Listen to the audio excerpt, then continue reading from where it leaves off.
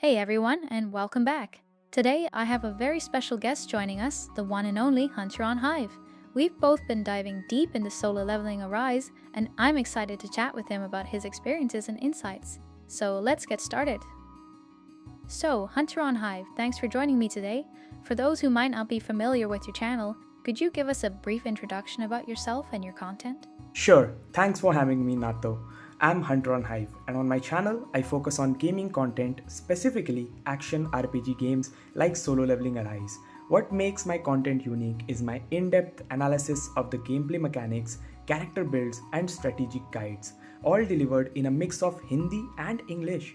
This bilingual approach helps me connect with a wider audience and ensure everyone can enjoy and understand the content.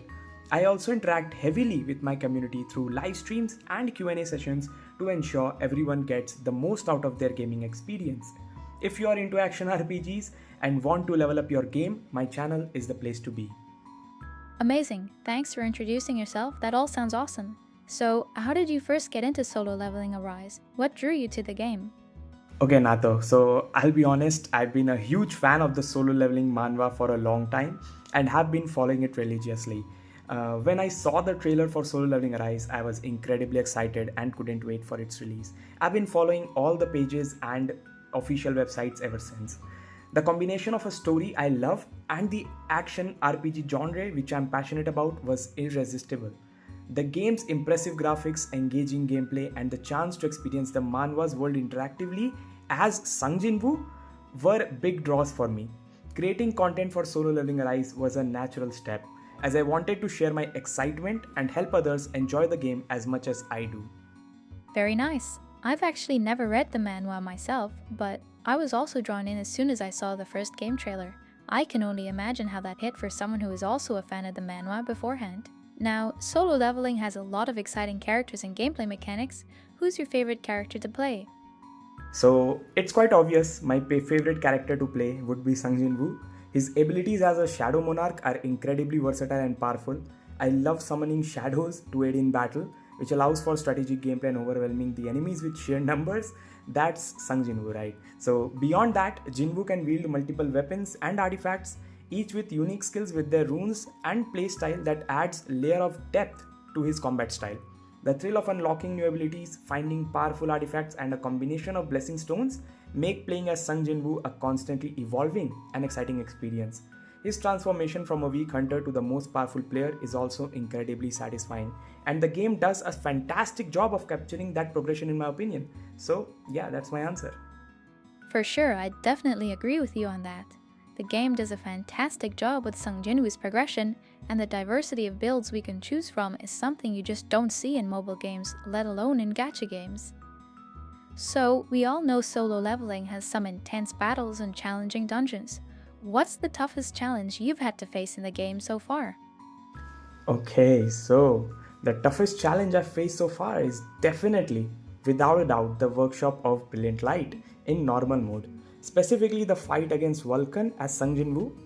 Vulcan is an incredibly tough opponent with a wide range of devastating fire-based attacks and a massive health pool at that.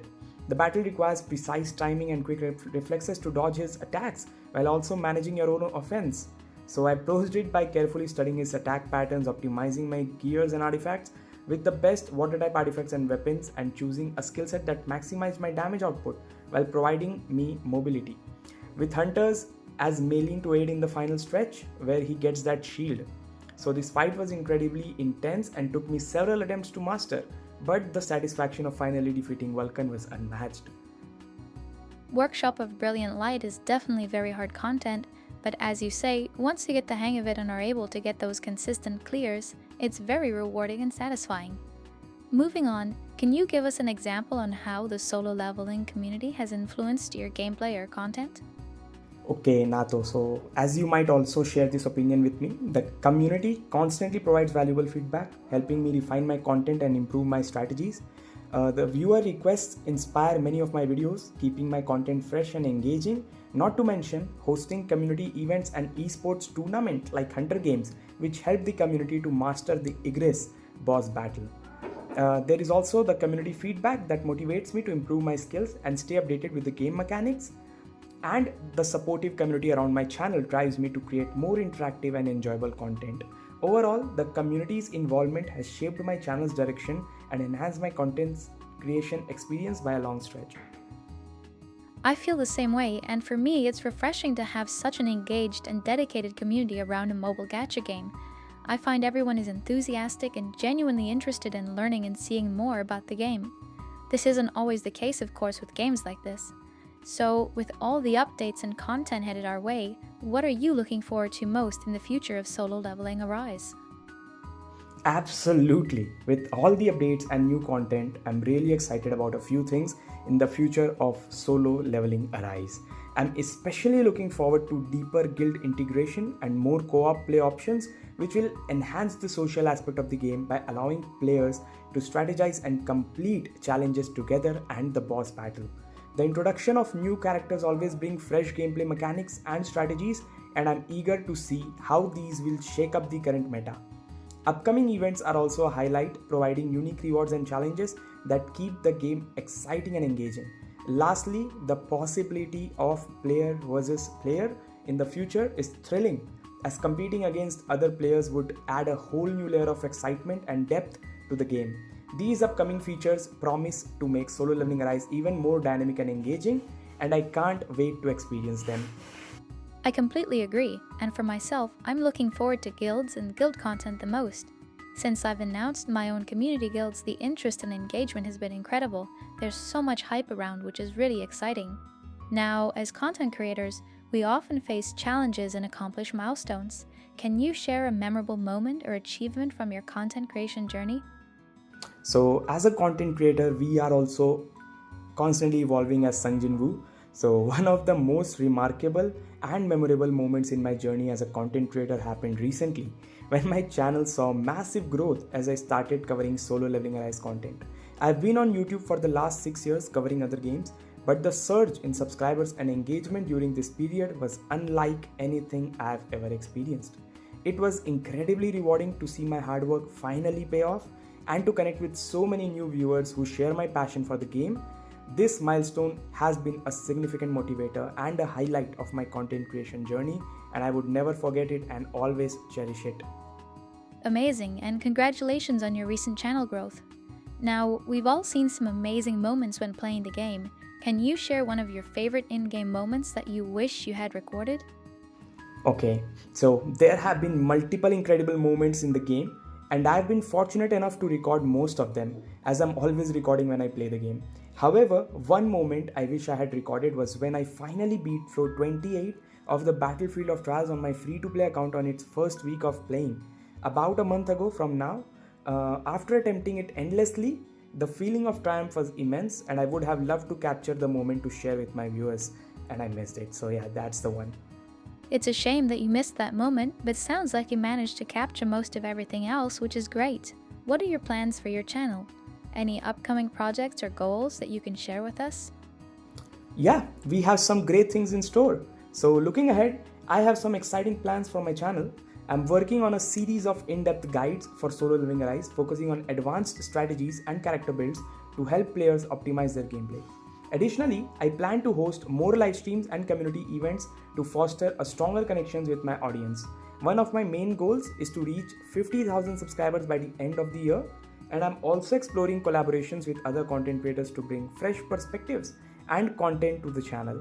So guys, stay tuned for some exciting new videos and interactive content. Nice, that all sounds very exciting, and I look forward to seeing what you have in store. Now finally, in your opinion, what do you think sets Solo Leveling Arise apart from other games in the genre?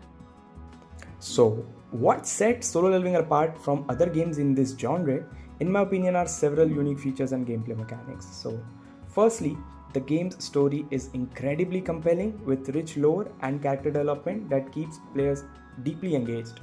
The solo leveling mechanic itself is distinctive, allowing players to experience a powerful progression system where their characters grow immensely stronger over time.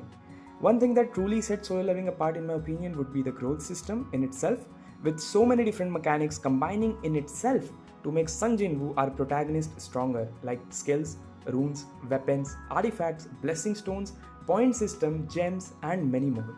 Additionally, the graphics and art style are top notch, creating a visually stunning experience. The strategic in depth in battles, along with the variety of hunters that offer a level of complexity that makes each encounter exciting and challenging. Not to mention amazing, unique costumes which are not there in the manhwa and the original story. These elements combined make Solo Leveling Arise a standout game that truly captivates its player and makes them stay for long. So yeah, that would be it. We are definitely on the same page here, as I've expressed numerous times in my community and in my previous videos. Solo leveling, as far as I'm concerned, is the new gold standard for gacha games. Well, that's all for today. Thanks so much for joining me. It's been a pleasure chatting with you. To everyone watching, make sure you check out HunterOnHive's channel for more amazing solo leveling content.